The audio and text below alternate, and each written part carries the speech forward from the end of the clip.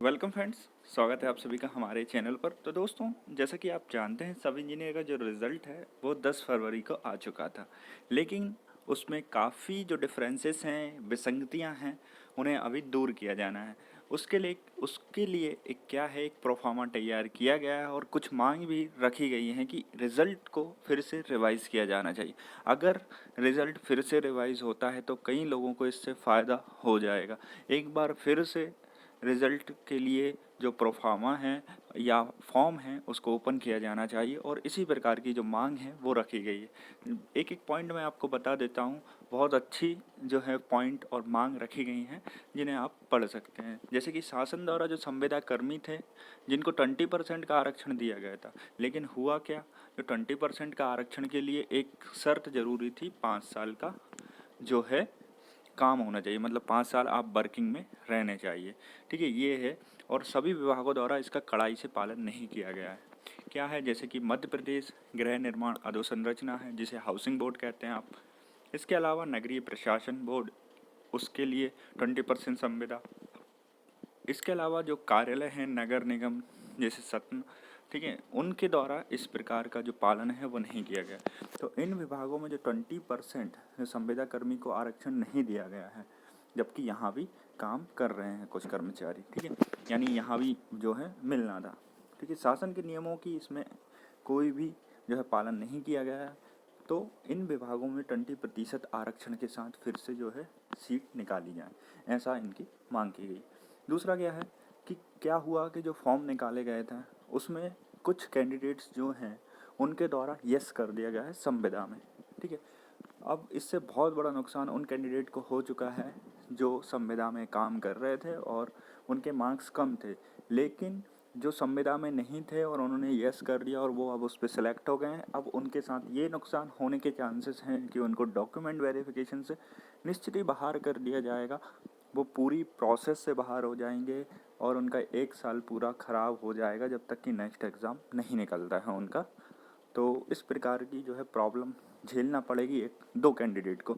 एक तो वो जो संविदा नहीं थे तो उनका सिलेक्शन हो गया, और एक वो कैंडिडेट जो संविदा थे लेकिन उनका सिलेक्शन इन कैंडिडेट के कारण नहीं हो पाया। तो ये जो है बहुत बड़ी जो मिस्टेक हो चुकी है। तो इसलिए क्या हो, जो फॉर्म है उसको रीओपन किया जाना चाहिए। ठीक है, ताकि क्या हो कि जो रिज़ल्ट है वो फिर से इस प्रकार से बनाया जाए और जो एक्चुअल कैंडिडेट हैं संविदा के उनको सीट अलॉट हो पाए। नहीं तो अल्टीमेटली क्या होगा, पेपर का कोई मतलब ही नहीं रहा है। ठीक है, जो एलिजिबल कैंडिडेट थे वो ऑटोमेटिकली बेचारे बाहर हो चुके हैं, और जो कैंडिडेट सेलेक्ट होना थे और ना ही उनकी वेटिंग लगेगी क्योंकि वो पूरे प्रोसेस से बाहर हो जाएंगे। तो उनकी एक गलती यस करने से एक तो उन्होंने खुद का भी नुकसान कर लिया है और दूसरे संविदा कर्मी का भी नुकसान कर दिया जो बेचारे कई सालों से संविदा के रूप में हम अब काम कर रहे हैं। ठीक है, तो इस प्रकार की जो गलती है उसको लेके भी व्यापम को सोचना चाहिए और रिज़ल्ट को रिवाइज करना चाहिए। ठीक है, तो वहीं इसमें पूरी बात है कि फिर से जो है रिज़ल्ट को रिवाइज करके जो भी कैंडिडेट हैं एक मेरिट बनाई जाए, उनको फिर से मौका दिया जाए, भले ही उन्हें प्रेफरेंस चूज़ करने का मौका ना दिया जाए। ठीक है, इससे तो क्योंकि उनके जो मार्क्स हैं वो रिवील हो चुके हैं, सिर्फ इसमें यही किया जाए कि जो संविदा 20 थे उनको उनकी प्रेफरेंस लिस्ट से हटा दिया जाए। ठीक, कोई बड़ी बात नहीं है, 2000 कैंडिडेट हैं जो सिलेक्ट हुए हैं क्योंकि टोटल नंबर ऑफ़ सीट्स उतनी ही थी।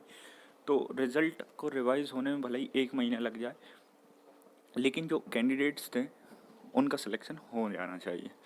ठीक है, तो यही है कि पात्र उम्मीदवार निश्चित हो और उसका रिवाइज परीक्षा परिणाम जारी किया जाए। अब दूसरी बात क्या है, कर्मचारी चयन मंडल बोर्ड द्वारा पहले ही सभी विभागों में 20% संविदा कर्मी को आरक्षण नहीं दिया गया, लेकिन जितनी भी सीट दी हैं उनमें भी कई जो सीट हैं को होल्ड पर रख दिया। ठीक है, उन सीट का परीक्षा परिणाम जारी नहीं किया गया है। उन विभागों के नाम कौन कौन से हैं, जैसे आप देख सकते हैं, पीएच डिपार्टमेंट 20% संविदा कर्मी की जो सीट हैं 51 है, लेकिन परीक्षा परिणाम 45 पर जारी किया गया है और 6 जो सीट हैं उन्हें होल्ड कर दिया गया।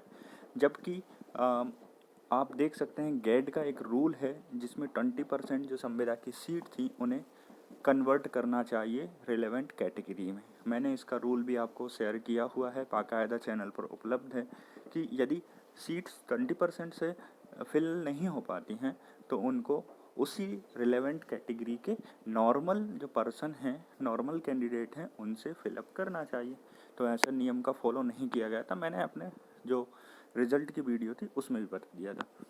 ठीक है, ऐसा कई रिजल्ट में हुआ है और ये रूल फॉलो नहीं किया जा रहा। इसी प्रकार से WRD में कुछ सीट हैं, जैसे 117 20% संविदा कर्मी की जो सीट्स हैं, 98 सीट पर ही रिजल्ट है और 19 सीट्स जो हैं अभी भी खाली छोड़ दी गई हैं और इनको भी कन्वर्ट नहीं किया गया।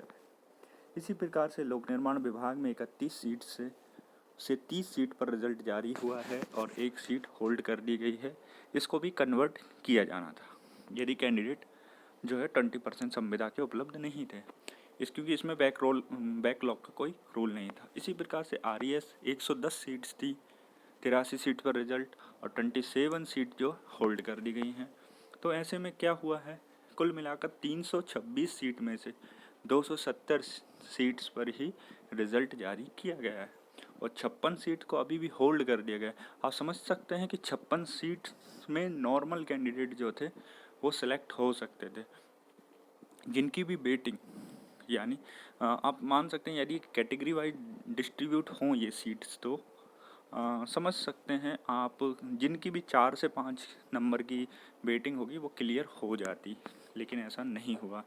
ठीक है, तो जैसे कि मैंने लिखा है, ठीक है, और यहाँ भी लिख दिया है कि ये जो सीट हैं EWS महिला, भूतपूर्व सैनिक, विकलांग उम्मीदवारों की हैं जो उपलब्ध नहीं हुए हैं। ठीक है, तो ये सभी हॉरिजॉन्टल आरक्षण में दिए गए, लेकिन इनको कन्वर्ट किया जाना चाहिए। अतः उम्मीदवार न मिलने की स्थिति में उसी कैटेगरी के कोटे के योग्य संविदा कर्मी उम्मीदवार के द्वारा सीटें भरी जाएं।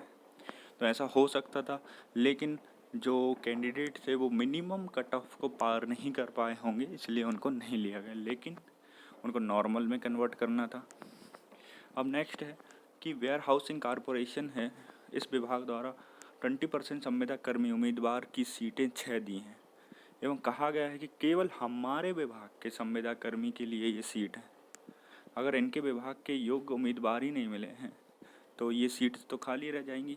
ठीक है, तो ऐसा नहीं होना चाहिए, सभी को इसमें मौका मिलना चाहिए था, तो ये बहुत गलत है। आयोग द्वारा परीक्षा परिणाम घोषित किया गया जिसमें अभ्यर्थियों को मेरिट के साथ साथ दूसरे विभाग में भी वेटिंग में रखा गया है, जबकि ऑनलाइन फॉर्म भरवाते समय कर्मचारी आयोग द्वारा जो प्रेफरेंस है वो पूछी गई है, उस हिसाब से उसके विभाग में मेरिट में आने से अन्य विभागों की जो वेटिंग लिस्ट है उसमें रखना उचित नहीं है। इसकी जानकारी जो है दैनिक भास्कर में दी गई। तो पॉइंट को लेके जो है जिनको भी कन्फ्यूजन है मैं बता दूं, और इन्होंने भी ये बात थोड़ी क्लियरली मेंशन नहीं की है। एक्चुअली क्या है, प्रेफरेंस तो ठीक है, अगर किसी की सेकंड प्रेफरेंस उसको मिली है तो फर्स्ट प्रेफरेंस में उसकी वेटिंग आती है।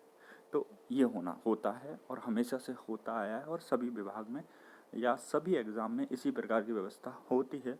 तो ये पॉइंट मेरे हिसाब से उचित नहीं है ना। वहीं इलेक्ट्रिकल मैकेनिकल की बात करेंगे तो उसमें क्या है, 2-2 विभागों में वेटिंग भी दी गई है और चयन भी हो गया है, तो वो गलत है। बाकी जिनमें नीचे का जैसे आपकी प्रेफरेंस है, 2 नंबर की प्रेफरेंस आपको मिल गई तो बाकी नीचे की जो प्रेफरेंस है वो आपकी हट जाती हैं, वो विभाग आपके रिमूव हो जाते हैं। केवल उस विभाग से ऊपर के जो विभाग है वहाँ पर वेटिंग लिस्ट आपको दिखाई पड़ती है। ये है व्यवस्था।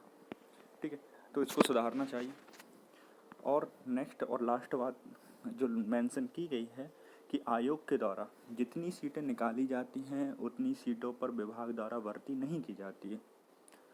ठीक है, जबकि विभाग खुद अपनी सीटें आयोग को देता है।